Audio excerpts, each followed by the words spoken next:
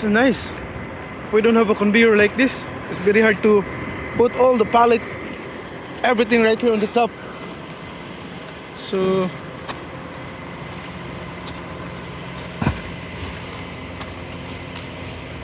it's working time. Hindi naman natin gagamihan ng kuya, no? Kasi angat natin, di ba?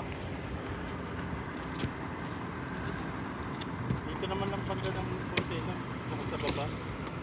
So totoo sa baba, niya na kailangan ilagay agad eh. Buti na ano kayo ni ate na kayo lang gumawa nito. Kasi may mga kontraktor na pumunta dito sa amin eh. Ano? Contractor din ako. Ay, kontraktor ka din? Kontrata ka? Kamag-anak nga yung ari na ito eh. Yeah. Sinabi niya. Sabi rin ni ate. Ba't talagang pamangkin niya? Ay, siya pala. Ito kasi lang unit.